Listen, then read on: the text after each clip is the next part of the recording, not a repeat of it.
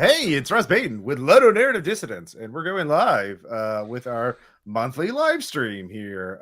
I'm here with Greg Stolze and James Wallace, and of course, we'll give people a bit of time to show up to these things.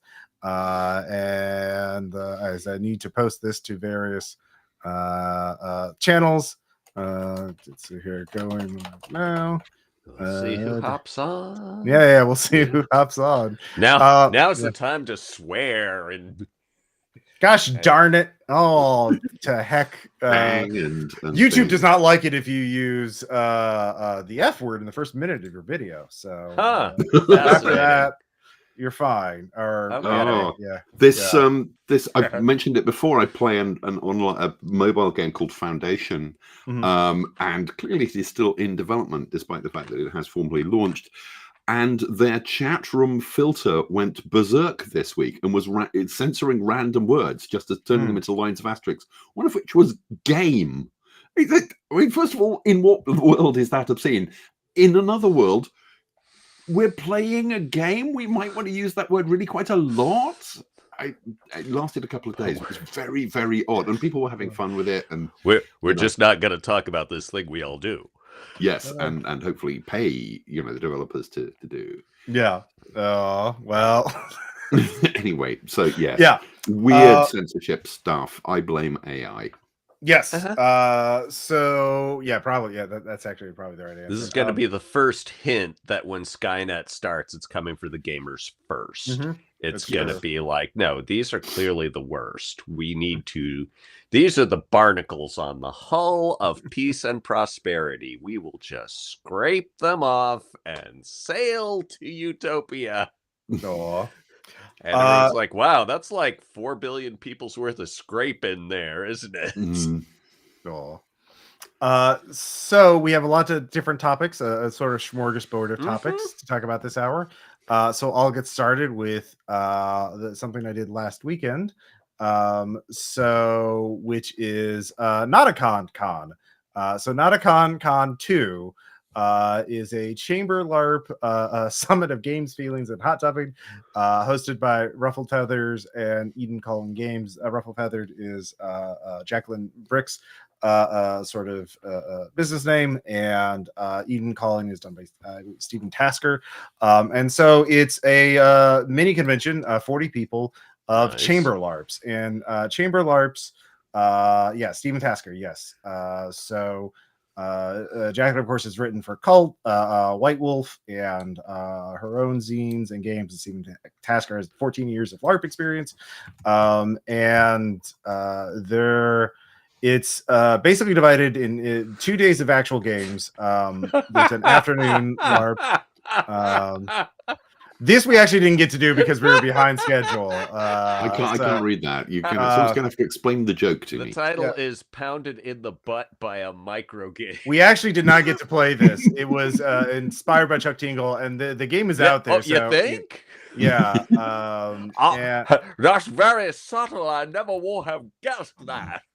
Yes. So chamber LARPing, this is so the Northeast has a very active like LARPing scene. In fact, there's like a con there called Intercon, which is kind of like Gen Con for LARPers, where people are very intense about getting in particular games. There's a lot of like, oh, I need to get a hotel room there, and like but these chamber LARPs are not like boffer LARPs or things like that. They're all just basically improvised theater. There's very little in the way of rules, and it's all about like characters and relationships and immersing yourself in a role. And so there would be one during the day that would be broken up, so like multiple people, like each one out of the 40 people there would be 4 different games, so each one would have like 10 or so people in it. I played on Friday Parallels Eve of Oblivion, run by Tasker, which is a game where we play a group of college age students who gain magical powers and save their world from an evil. And 1 year later, magic is fading, and we're losing our powers. And the villain is sealed away, and we go back to our headquarters to reminisce about the good old times. In fact, that one of our members, one of the heroes, sacrificed himself to save the world, and we all have mixed feelings about that. But then we start shifting to different realities, like where we have different roles and we have different memories. And so yeah, it was See, a lot of just fun. sitting around arguing about being a superhero who's like, guys, did we beef it? Are we the bad guys now? No, it was more like, was it worth it? Like my character was an athlete who you know, had broken his leg so badly he could never be an athlete again, but the magic restored his leg, and so he was training for the Olympics. But now as magic was fading, his leg was going bad again, so he's like, well, my life's over. Great. So Birds of Holy Terror, I didn't get to play in it, but other people heard it was a Warhammer 40K theme, where a group of sisters of battle were preparing, the eve before they go out on a mission. Dining with Demonode was canceled because the person dining with the Demimond. Yeah, Demimond was not able to make it. Do you not know what a Demimond is? What is a Demimond? Yeah. Okay, so Demimond means that game was like the half world in French, and so the idea of the Demimond it's like a Gnostic thing? No, it's a subculture. So like it's the way that BDSM people talk about being in the scene, or swingers talk about being in the scene. That's the Demimond, is the secret life underneath your presentable ordinary life. I see. Sisters of Battle. I learned that for writing on vampires. So a lot of there were a lot of queer and trans people at this con, and there was in a the lot LARP scene. Yes, surely in the not. scene. Yeah. And so the Sister of Battle thing, I read the backstories, and this character was in love with this one. This character thought this one was a traitor and had intense feelings, and like maybe you should interrogate them because that's too much like sex. And like it was very like apparently a very intense role play heavy. And a lot of these games were. Oh God, and it's birds like the birds, and also British slang for women. Got it. Yep. And then the test was more of a an advanced alien civilization was testing humans to see if they're worthy of joining the galactic community. I've written that story like 8 times now. Yeah. Let's go. Yeah, exactly. It was very gay, and it was the Sister Battle, and everyone had a lot of fun playing tortured warrior militants about to go die for the God Emperor. And then everybody the Diggies. Yeah, it's this one. Everyone. So the evening LARP was played by everyone. Oh, this is an actual. This is an actual. Hey, I'm having a Baudrillard moment. Sorry. Yeah. I got sucked into the simulacrum and mistook it for and assumed it was real. Sorry. No worries. So the Diggies were this was set in Vampire the Masquerade, but it was sort of like a comedic parody satire of them, because it was the Ventru clan, the leaders, the aristocrats, have their own Oscar ceremony. They're called the Dignitas, the Diggies. And so there's like the best diplomat, and also they have the one for the worst most piece of shit Ventru. They call it the Serpentine Egg, and you don't want that award. And so like there's competition on who's not going to get it. And so everybody's backstabbing, manipulating each other for these awards. One of the vampires was Sam Adams, Sam Adams from the American Revolution, and he could make blood beer that preserved the emotions of the victim. And so, do you want to taste a beer that tastes like you're freezing to death in the Arctic? Well, I've got that winter ale.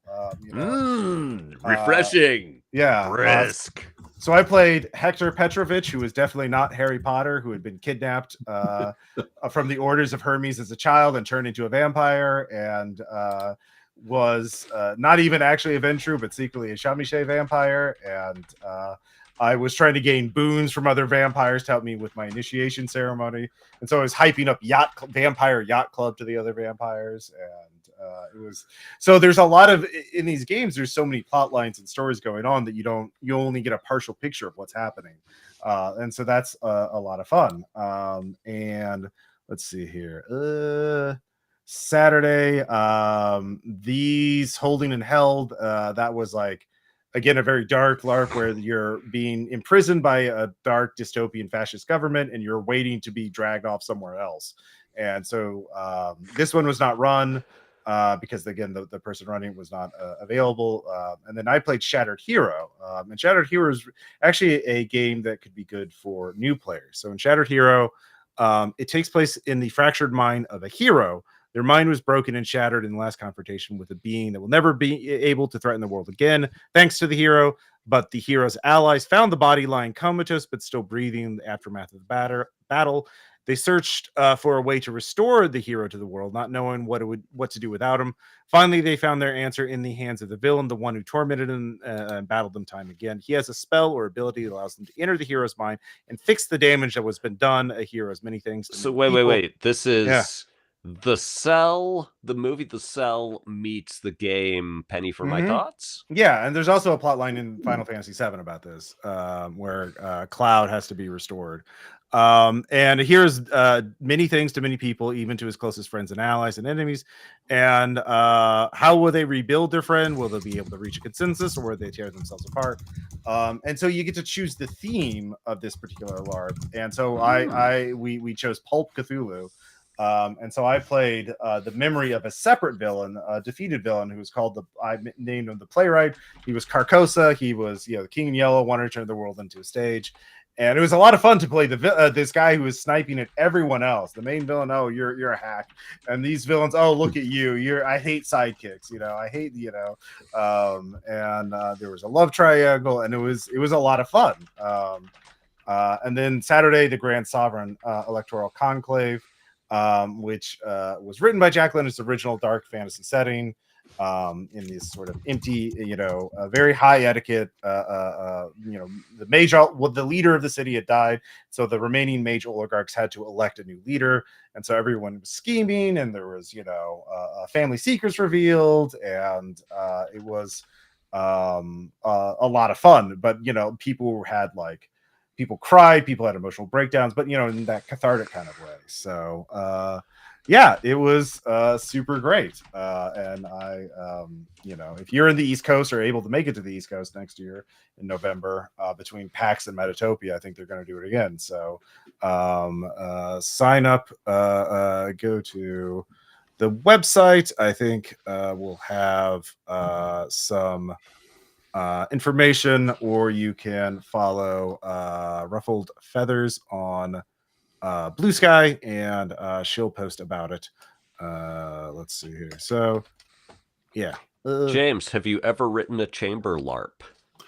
I've plotted chamber LARPs and never actually taken them to fruition. I went to Knutpunkt, which is the Scandinavian con basically for people invested in Nordic LARP, whether they're players or designers or academics or anything else, and it completely blew my mind. And I spent the month after that just plotting out LARPs, and then realized that, first of all, if my ideas were not hackneyed, which most of them were, then somebody else had done them already. So I never actually took any of them through. But Knutpunkt, if you are into Nordic LARP as a discipline, as an art form, it is absolutely mind-blowing as a convention. What distinguishes Nordic LARP from what we benighted Americans are doing? Well, it's kind of become one of the standard. It's the dramatic LARP. It's LARP based around characters rather than D&D style personas. It's not about what weapon you can carry. It's not about everybody working towards one story goal. Everyone having their own individual story within a much wider context. Feelings, emotions, character growth, the experience not necessarily being. I mean, it's a host of disciplines. So instead of attempting to recreate Krull, it's attempting to recreate Ibsen. I think it comes from the same place as kind of Ibsen. If Ibsen is your national dramatist rather than, say, George Lucas, yes, that's okay.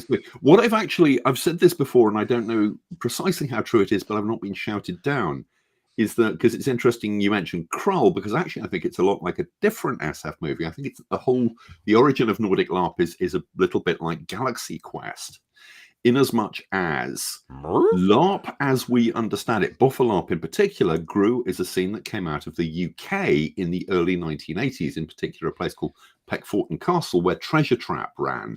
And Treasure Trap got a lot of, TV crews went along and filmed it because it was very visual, and there were photographs and stuff. And some of these photographs made their way through the pages of White Dwarf and stuff, made their way over to Scandinavia. And the Scandinavians looked at this thing and went, oh my God, this is the promise. This is the promise of Dungeons and Dragons fulfilled. This is the art form.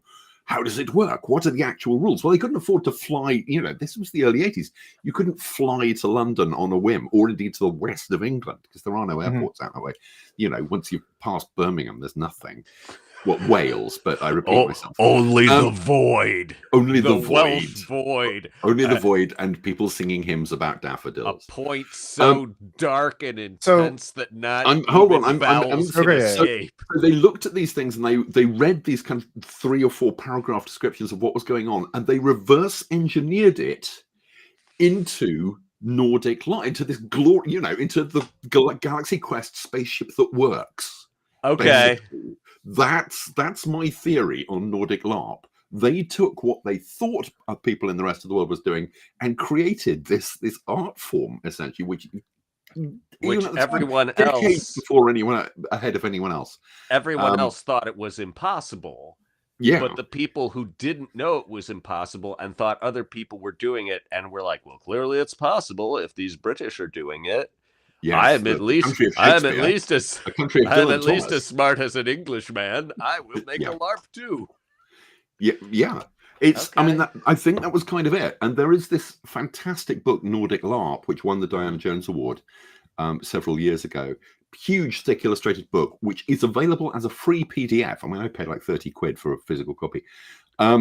And it's the history of Nordic LARP up to, I think, about the year 2000. And it starts off with people doing experiments and like, well, what if we put 1,000 people in a field and build a dragon out of an articulated lorry and, bonkers stuff and stuff that gave people PTSD.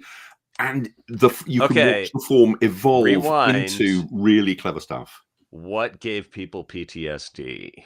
Oh, I forget the name of it. They did, what was the TV series about America's under nuclear attack? The Day After. The Day After. It was a made-for-TV movie. The Day After, yes.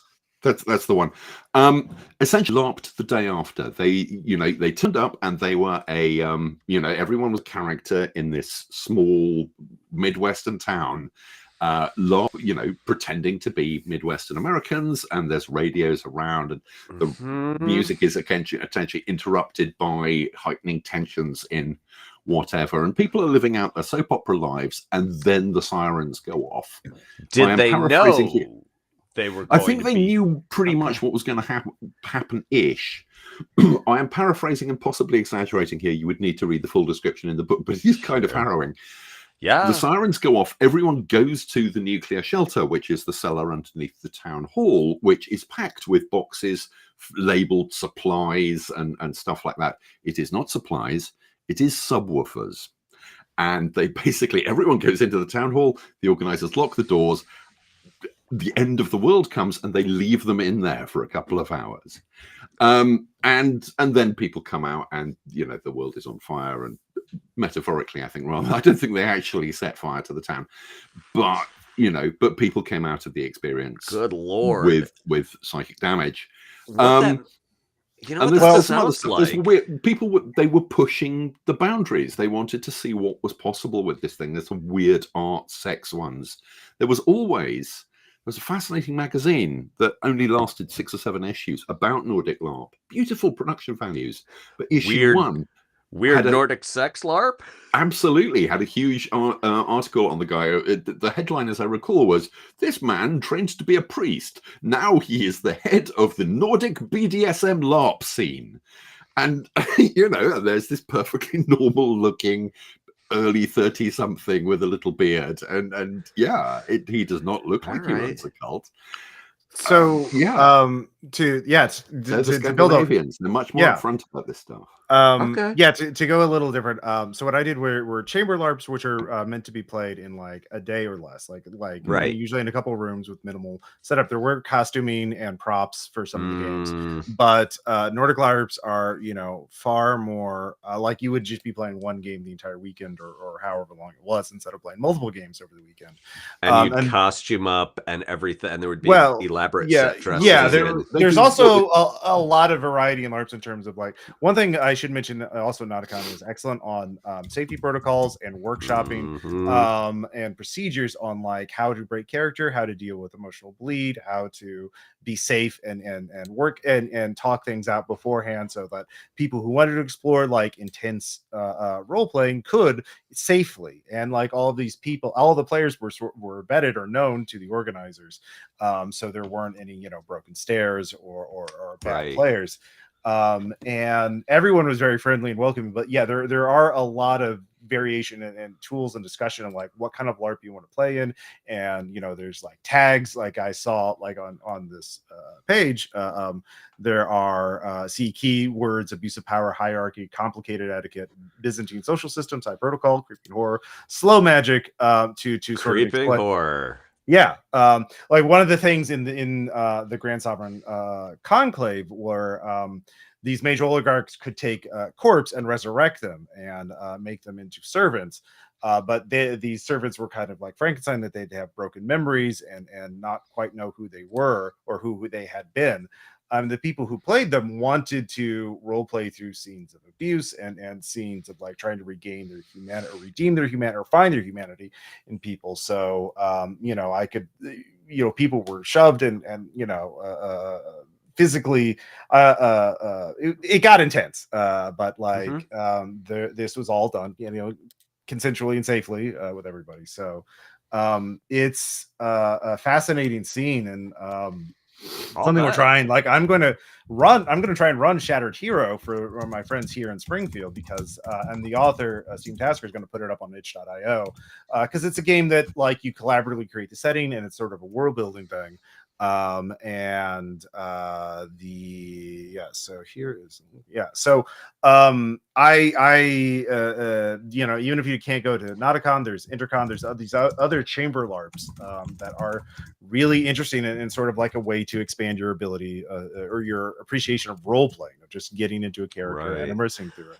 So I mean, I feel like who was the guy who did the Stanford prison experiment? Was that Zimbrano? Am I remembering it right?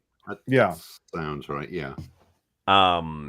And I'm like, there's an alternate universe where he became a hugely successful chamber LARP designer or Nordic LARP impresario, instead of a guy reviled for being the reason that half the safety rails on psychological experimentation exist. I mean, it was him and who was the one who did you know, the experiment with the shocks, the fake shocks on compliance to authority. Oh yeah. Yep. Milgram, Stanley Milgram. Yes. So yeah, here's the cover of the Nordic LARP book. Zimbardo. And we put a link in the we put a link in the comments, so you can check it out. So yeah, anyways, I had a blast. It was a lot of fun. I met a lot of really cool people, and I got to try out. Like, I realized I like playing the guy who's an antagonist to everybody and just like riling everybody up. It was a lot of fun because I often play that role when I'm running RPGs at home. It's like, oh yeah, I can do this. So I'm like, I'm gonna do that. And yet, in your actual life, your lived self, I find you to be a guy who organizes other people to get things done and get along and are a unifier. So I can see why you would want to have this garbage disposal self who is extremely divisive. Yeah. And part of, I mean, and okay, so raise your hand if you enjoy playing characters who are very unlike yourself, so you can like get your yayas out. And it's like, yes, what if I didn't care about other people? What if I was just a manipulative bastard and a taker? And I find I like it for a bit, but I can only do it for so long. Sure. I mean, there were players at this con who like this character's trauma reminded me of my own life, and playing through it was cathartic for me. Wow. And things because again, everyone trusted everyone else because again, it was a small group and vetted by the organizers, so that we were very lucky in that regard. And yeah, so anyways, at Chamber LARPs, they're neat. Yeah, sorry. Can I just jump in? I've now found the section on the game Ground Zero that somebody mentioned in the chat. That's in the Nordic LARP book. I undersold it. Let me just actually read this out. Then, 1623, The Bomb. The atomic blast was created with an audio track played through 4 heavy-duty loudspeakers hidden in the basement. The volume was cranked up, and the result was a 40-second wall of sound. The soundscape started with a low and heavy boom of a detonation 3 kilometers away, followed by the rolling rumbling of an approaching earthquake that grew in intensity quickly, and a few seconds later, the deafening roar of the building above being ripped apart by wind, fire, and flying debris. The players were utterly terrified, and one reported that he was sure he saw the ceiling buckle and dust rain down from the cracks. After the detonation, all Game Master influence ceased, and the players were left alone to simmer in hopelessness for 22 hours. I thought it was 2 hours. It's 22 hours. That's too much simmering. Nothing. That's nothing a lot needs of to simmer simmering. that long. I would not maybe not do that. Yeah, so like there's you know, I heard some of these kind of were telling me about another con LARP or called Monstrosity, where vampires inviting mortals over for dinner, and that's apparently like if you want to punch someone, you actually punch someone. Like it's full yeah. So obviously safety protocols would be very intense there. So just briefly, Ross, just... while you've got those pages up, just scroll down to see the look of Scandinavians in the 1990s role-playing Americans in the 1980s. Yeah, not bad. Not bad. Yeah. Okay, who's in the bottom right there? Yeah, that's definitely not how an American would smoke a cigarette. That's way too European. Like, yeah, good. I don't know who she is, but she's cool as hell. Yeah, that too cool to be an American.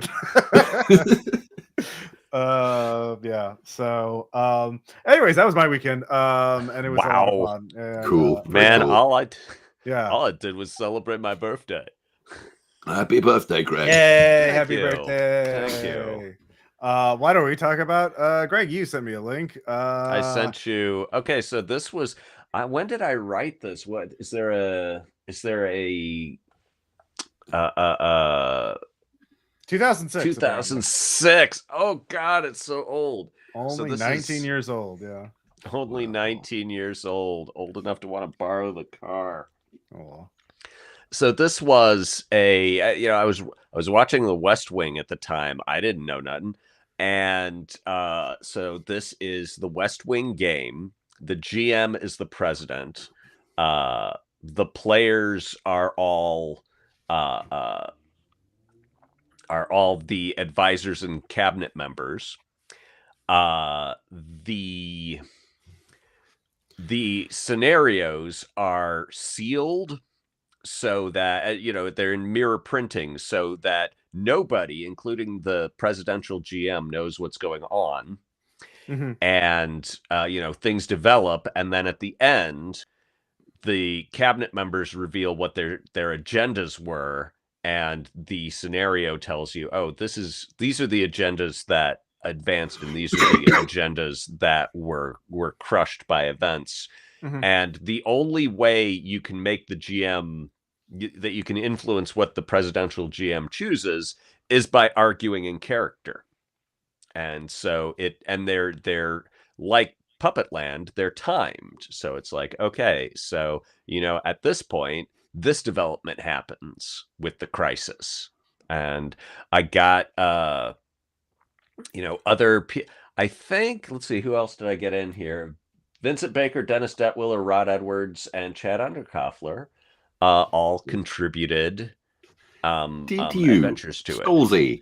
Did you pitch me an early version of this for the new style line? Because I think you did. Yeah. And you turned it down. I did, because I didn't feel it. I apologize for that. And I apologize to Ron Edwards for turning down his thing. And yeah. You could have made so much money, James. I could have lost so much me on that. Yeah, I did not think really I could have anything made of an insultingly small amount of money, and you could have lost an offensively small amount of money. Yeah, yes, but I would have been That's proud probably of it. yeah. Well, yeah, there it is. Anyway, it's free. So if you Yeah. guys want to take a look at what 2006 Greg was thinking before he had been exposed, before he went to Finland time in capsule, 2008. Yeah.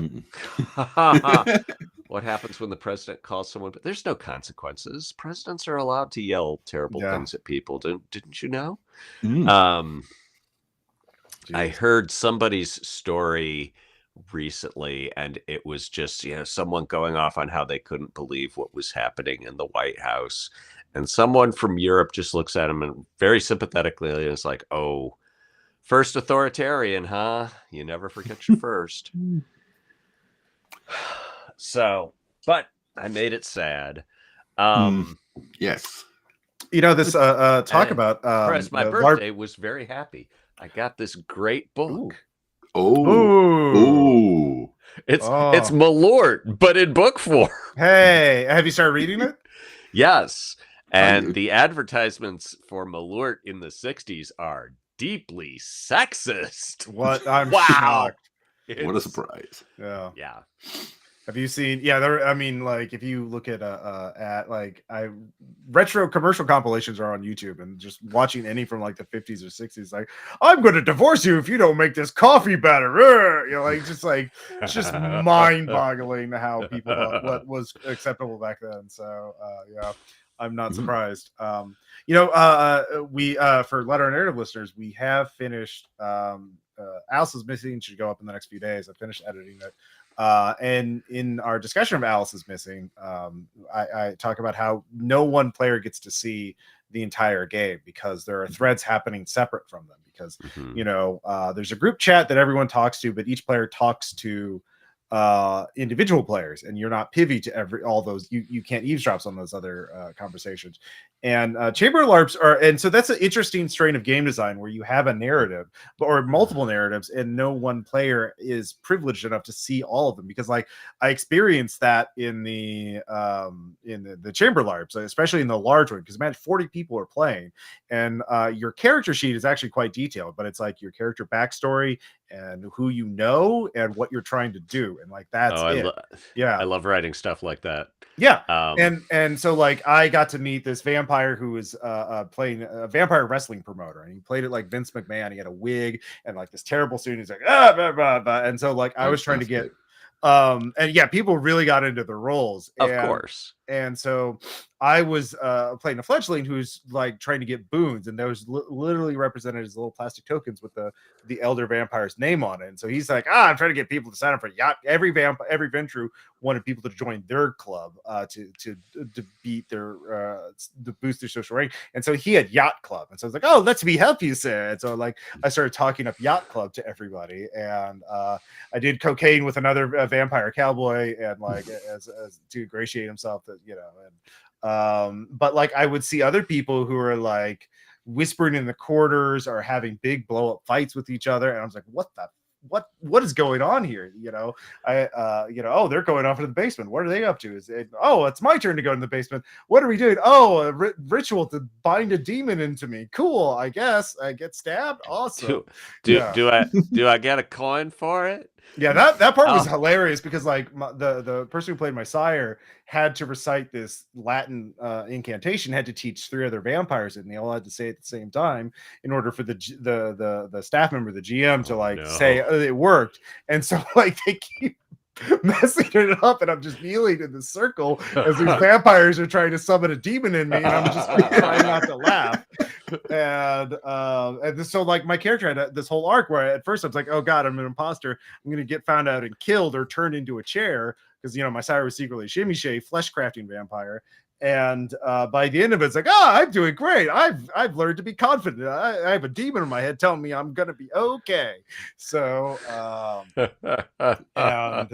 had to like get all these, like all the other elder vampires knew how the initiation worked, but they didn't tell me, so I had to learn it from them. And everyone kept telling me different versions. I'm like, oh, here are the 4 pillars you have to recite. No, these are the 4 pillars. And I'm like, what? Oh, you also have to duel a vampire. I'm like, what? Oh god. So I got a dueling lesson from Sam Adams, but I was pitted against the admiral, who's one of my elders and 300 years old, and was an actual admiral, and so I lost that duel. But I got one hit in, so that counts for something. So it was a good showing. And because I had the demon in me, I didn't explode when I got hit with a sword. So, which would have revealed that I wasn't a Ventrue, because Ventrue are durable. And so, but there were people there who fell in love, who fell out of love, and the vampire queen got the ring of Mithras. We found out that the security was actually a Setite who had been possessed by the spirit of Mithras, but Mithras was taking him over, and Mithras just wanted to see his child are doing well. And so yeah. And to him, it was like, hey, security guy, have you seen this vampire? No. Okay, cool, bye. And there's a whole thing about DJ Ventrue, who had a rap battle with a Sabbat bishop, and that happened off screen, but I got to hear about it. And so I love this strain of game design where there's so much going on, but you don't see it. And I kind of want to replicate that in TTR, and also about Alice Mystic. This sounds an awful lot like the Mothership thing that was happening over an entire month on their Discord. Yes, based around a multiplayer game, that kind of a strategy game on a canonical spaceship or space station, but I think 6 months or 6 years before the events described in whatever scenario pack that space station appears in, which various people have been talking about on social media, and I think a whole bunch of Rascal News has started covering it. Yeah. Well, I think it's over. It's done. It is over. It ran for a month. It started on October 15th. It ended last week. Yeah.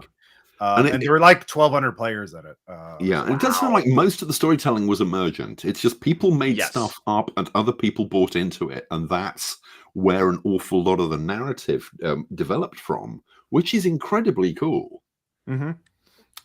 So yeah, there's a couple dozen people who are playing the strategic war game. And then there's 1,000 people who are just doing freeform role playing all on the space station. Based on the results of that? A little bit. And so I don't, that's the thing, is I don't know the details yet. Yeah, it ended Monday the 13th, so a week ago. So it sounds like some people are playing a strategy game and other people are finding out the results, the outcomes of the strategy game, and then this is this is how that would affect my guy Gunner Bill. Okay. One of my patrons on the RPBR Discord, Vox Valentine, she had this whole personal arc. I don't remember all the details, but it involved opening a maid cafe and finding love and then losing love, and a lot happened apparently. Yeah. So your one person have cool names. Yeah, one person roleplayed being Anthony Bourdain, but on the space station, and would just write in the style of Anthony Bourdain about seeing all these little the messed up people on this. It all happened on a Discord. Yeah, it apparently all happened on a Discord.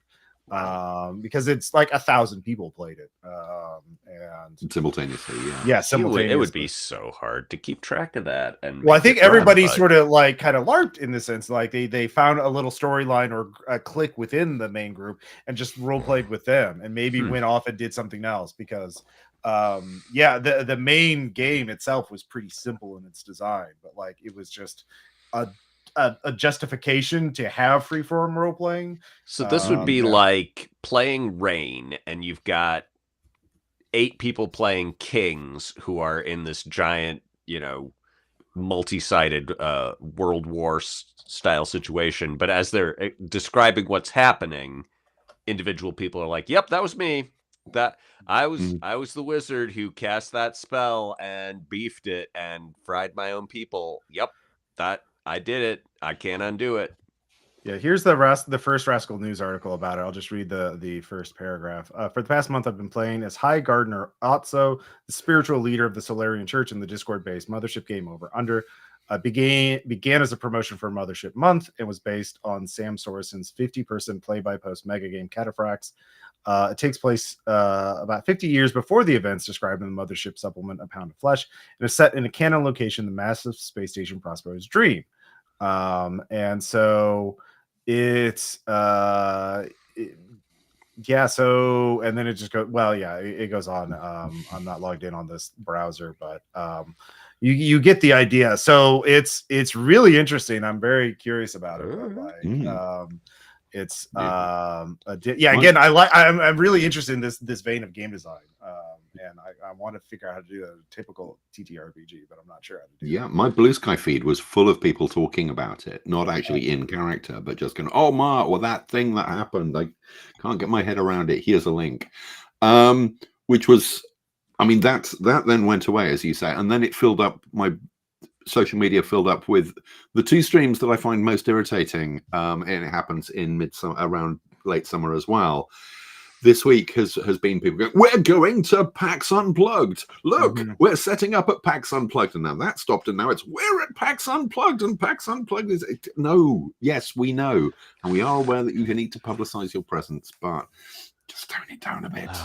You can get the Night Clerk scene at Indie Press Revolution at PAX Unplugged. We'll always plug Indie Press Revolution. They're excellent. They're very good people. But speaking of conventions, next weekend is Dragon Meet, the one-day role-play focused. It does other things as well, but it's role-play focused event. Now in its 25th year, set up originally by me and some friends in a much smaller iteration. It's got a new venue. It's moved to XL, which is the big London convention centre these days in the East, out in the old Docklands. I will be there all day. I'm not displaying. I don't have a stand. But I know a bunch of Ludonarrative Dissidents listeners are going to be there. So, and I will post this on the Discord as well. I'm arranging a meetup, an informal one. There is a pub called The Fox, which is towards the west. If you come out of the west entrance of the XL Centre, there only are two. There's the west entrance, there's the east entrance. The west one is the one that you'll come into if you've come in from the Tube. The Fox is the pub that's on the way to the Tube, and there is only one, and I will be in there at 6 o'clock in the evening. So look around for someone who looks like me and is tall, because that'll be me, and we'll have a drink and a chat. Lovely. Great. Wish I could make it. Cool. So are you going to any of the seminars or anything? I might do. I can't make the Friday night seminars. There's a bunch of industry stuff on Friday night run by Soul Muppet, because I'm in the West Country the night before. This is completely irrelevant, but I'm going to tell you anyway, because my cousin Alex has written a book. He runs a bookshop. He's written a couple of books before about cinema, modern cinema. He's well respected. But he runs this bookshop, and as you can imagine, there's books on cinema around it in a little town called Castle Carey. And there's a book by the Till this one particular day, and it's got a picture of the Oscar or an Oscar on the cover, and these people who Alex vaguely knows by sight because they live in the town come in, and they're chatting, and the husband looks down at the book and goes, "Oh, Oscars, she's got a couple of those on the mantelpiece, you know." And it turns out that his wife, whose name I am now blanking on, was the costume designer. Emma Thompson? No. Costume designer on Lawrence of Arabia, Dr. Zhivago. Yeah. I mean, legendary movies. So Alex was like, "Oh, do you have any? Yeah, well, I was thinking about writing a book." "I write books," said Alex. So they've written a book together, and it's coming out. Yale Press are distributing it, and I'm down for the book launch. But I don't know. I don't think I'm going to get back to London in time for the Dragon Meet industry seminars. So that is to say, Felicity, I think her name, I'm blanking on the name. I'll dig it up. I'll stick it in the Discord in other media. But yeah, I've seen some of the spreads from the books, because it's full of her personal photos from behind the scenes on Lawrence of Arabia, Dr. Zhivago, Oliver, stuff, the great movies of that time. If you were Carol Reed, if you were David Lean, you called this woman to come and dress your actors. And I'll bet that sort of the framing of the photographs taken by the costume designer to, okay, I've got to capture this costume as completely as possible for my records and for all this stuff, is gonna have a very different vibe from, oh, this is a publicity photo, or this is a photo taken of the star to make him look star-like. So yeah, if you're Yes, here we go. Phyllis Dalton was her name. Phyllis Dalton, a career in costume from Lawrence of Arabia to The Princess Bride. I forgot she designed the costumes for The Princess Bride. And it's behind-the-scene photos and fabric swatches and the whole 10 yards. Ross, I just stuck a link in the private chat. If you can. How many people do you suppose have asked her, so what's it like measuring Mandy Patinkin's inseam?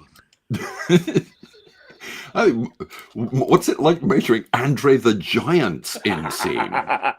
That's a challenge. Just it's like, oh, I stood on a chair.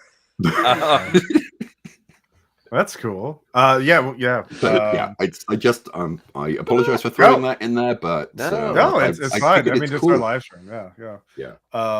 Cool. Well, Dragon Meat, if I had the travel budget to go to London for a single day, I would. But maybe, I am thinking about like next year possibly. There's 3. You got to set us up, James. You got to tell. I'll do that. The people you need is the paid for. Just mumble like that, and they'll do it. There aside from Nauticon, there's 2 other really conventions I really want to go to on the East Coast in November: Metatopia and PAX Unplugged. And I think I might try and arrange some sort of East Coast tour where I couch surf and just stay long to go to all 3. But I need that'll require a lot of planning, but it would be a lot of fun. So another thing, and we were all going to talk about playtesting. Yes, we've got like 15 minutes left, Ross. Okay, yeah. I am working, for Labyrinth Single. I'm working on a new beta that'll be public. I'm reworking the combat rules, adjusting things, making things a little tougher for PCs, and making it a little scarier because it is a horror game. And so be on the lookout for that. So hopefully January, February, I'll be able to get that out and then produce some more. So it's ongoing, but I think I know, like, the core system is good. I just need to tweak the numbers. So I need to make it a little tougher for the PCs. But James, you have not James, Greg, you have a whole game that you're working on. Dying Breath. Yes. Well, I've been talking about it on the pod for forever and a day. Yeah. And we have finally got a playtest draft, and people are reading it. And if you're on this chat, you're probably could go to the Ludonarrative Dissidents thing and find where we've got the the links to that Discord. Mm-hmm. I gotta compliment Hal doing a really splendid job on making the game look cool. Let me get the PDF set up here before I share the screen. But the link to our Discord is right on ludonarrativedissidents.com. And so let me find the share screen. Allows me, unable to share screen. Okay, only I can share screen. Only well, I have been. Put the link in the private chat, and I'll pull it up. Well, I don't think I can do that because it's a PDF on my thing, but I managed to find just a lot of really. Both of us have been hunting high and low for 1920s photographs of like candids, and there's a lot of weird stuff out there. And I'm very pleased because none of them look particularly posed. And there's like one of this woman who's probably 20. And her legs are up on the sofa, but she's got her hands on the floor and is kind of looking up at us like this in this. And it's just a weird, haunting photo. There's this husky farm looking dude sitting on a bench like this with an axe. So all kinds of great visuals. What PDF is it? In Green Darkness, play rules for players or rules for GM? Rules for players. Rules for players. All right, I can DB playtest rules. So, all right, I think I can pull that up. So let me see if I can find the page. That I'm on the Dying Breath Discord, so I can grab it. There we go. Ooh, I like that. Here, let me make it larger. That's nice. It's on Sofa Girls on page 14. Page 14. All right. Doo-doo-doo. Oh yeah. Ooh, yeah. Mm-hmm. So, and we've got pictures from actual seances. And oh yeah, there's got to be a ton of those from the 20s. Yeah. There are a number. And earlier, yeah, turn of the century, World War One, yeah. Yeah. By the way, there is a really good. I'll put a link. There's a pinned link in our Discord for there. We have a whole channel called Resources for Game Designers, and in Resources for Game Designers, we have like how to get a big Google sheet that someone made for art, and let's all see the public domain art, all the big resources. Yeah, I should go do another round of pillaging there. But so the idea of Dying Breath, it's glib to say it's Call of Cthulhu minus Lovecraft. But I do feel that there are a lot of people who are kind of fed up with Lovecraft. There are a lot of people who are a bit I don't know, who have seen everything that the Cthulhu mythos. I mean, you can or who feel that the Cthulhu mythos is a little played out for them. And the one thing Call of Cthulhu can't do for you anymore is give you the feeling of the first time you played Call of Cthulhu. So I'm trying to recreate that with a new mythos that is probably I'm not going to say, oh, I'm just as good at making mythi, whatever the plural of mythos is. Mythoses, I would think. But mythoses, as Lovecraft is, but it's fresh, it's new, it's a little different. And where Call of Cthulhu is it's horrible because people don't really matter, and Unknown Armies it's horrible because people matter way too much.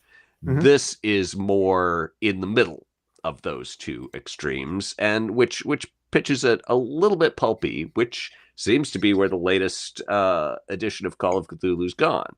So I don't know, and did some stuff with the mechanics that I'm happy with.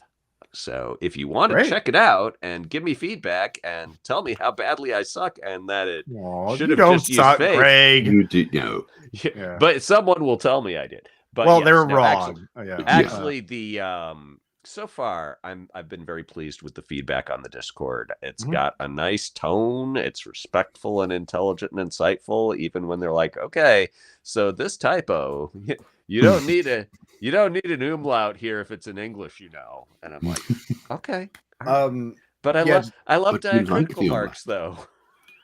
Just briefly, I put a link to I'm not paying Johan Noor for cover art. So Johan Noor, of course, the artist who did Merkborg.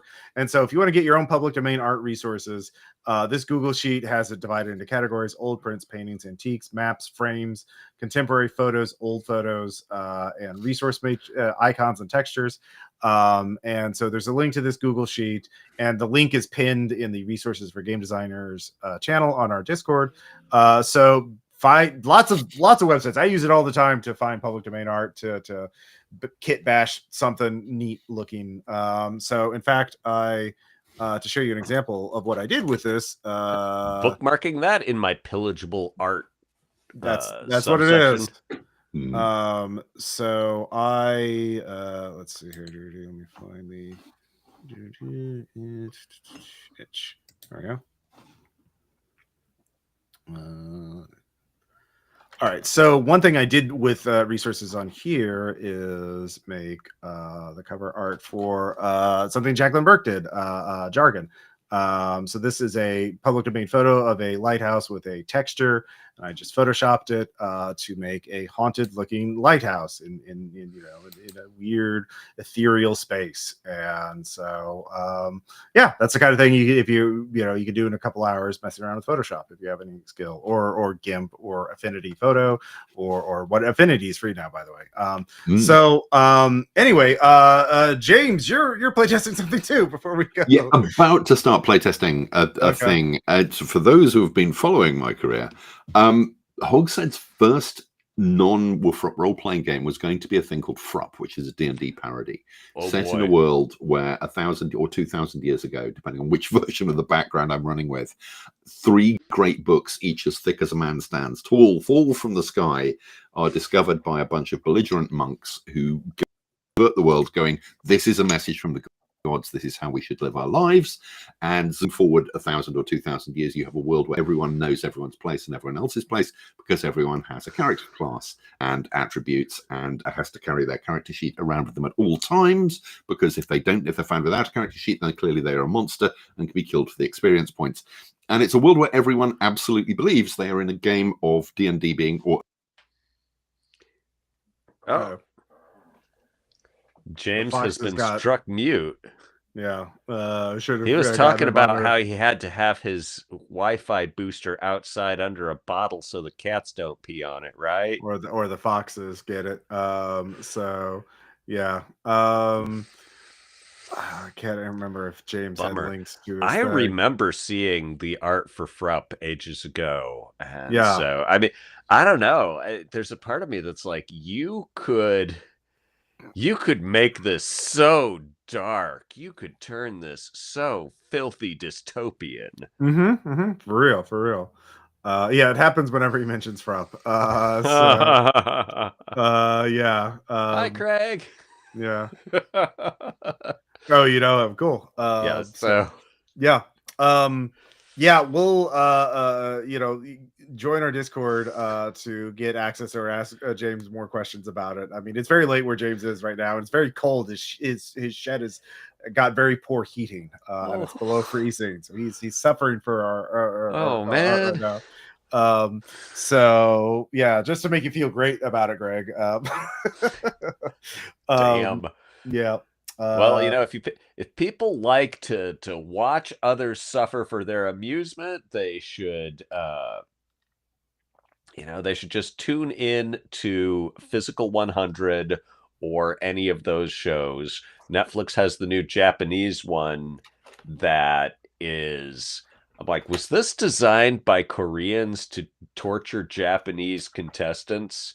Because a lot of it seems to be about, and now you will have to. And that's the great secret of role-playing design. Oh, sorry. Yeah. We were just doing the thing, James. Yeah. Anyway, I apologize. Yeah, I don't. My entire local. I'm on the end of a string of mesh network nodes, and evidently one of them fell over. So yeah. Frup is now called Dandy. It was originally called Frup because fantasy roleplay, and maybe about to disappear again. We are putting it together for an early next year kickstart. We're going to do an Ashcan. We're not going to do the full version because the idea is I've still got all the art that we commissioned in the mid-90s by artists including Ralph Horsley, who now does covers for WotC and Magic cards and stuff. So we'll do the black and white version as it might have been as a kind of proof of concept. And do you want to see more of this? Here's a cheap PDF. And if enough people do want to see more of it and people like what we're doing with it, then we'll do the full, 300-page. I put together all the documents I wrote for Frup back in the day. There's 140,000 words of it already. The trouble is 100,000 of those words are no good. And I now need to work out which 100,000 they are. So it may be easier to just start from scratch. But the basic concept is there that, this is a world run by people who, it's a religious order who enforce the rules. You can be a rules lawyer. That's a playable character class. Hell yeah. And if you How dark are you going with this, James? It's fantasy paranoia, essentially. The one-line pitched roleplay. If you are found to have broken the rules, you are a heretic, and heretics are burnt at the stake. Yeah. So yeah. I mean, because I'm like, this could be. I'm like, it would be such a weird tone if the premise was so silly as, everyone obeys D&D rules and takes them as holy writs, but just you played it completely serious and that. Yeah. That's basically it, because you don't know who in your party may be working for the Order, who are the religious nutters. No, I think it's a great premise. I think it'd be a really fun game to play. And of course, the actual mechanics are nothing like D&D. There is exactly. Yeah. It's all about ludonarrative dissonance. Yeah. Completely. Yeah. So we're having a lot of fun with that. He said the line. Great. Yeah. Hey, the title. They can't change the title now. That's apparently that was the moment in Face Off. That moment when Nick Cage goes, "I want to take his face off," and that was the moment that they locked the title at that point. I love that movie so much. The face waterfalls are so good. It is finally understanding how Hollywood works. One of Cage's finest works. Although speaking of cinema, I do want to end on a movie I just saw recently. Deathstalker, which is a reboot of the Roger Corman movie. It came out this year, directed by Steven Kosansky, who directed The Void and Psycho Gorman, if you're familiar. But if you look at this poster, you can just tell the vibes for it. This is like practical effects and blood and gore, and the lead actor Daniel Bernhardt is actually a really good martial artist, so the fight scenes are actually really good. And it's just an homage to 80s fantasy films, but being with Patton Oswalt. Yeah, Patton Oswalt. He voices the little wizard sidekick guy, a role he is meant for. And but if you like, the costuming is a bit Krull, a bit Power Rangers, and a bit Gwar, and it's just gory fun not for the whole family. It is very R-rated, but you can rent it online now, and it's in some big cities. It's in theaters like in Los Angeles and New York. But anyways, so it's fun.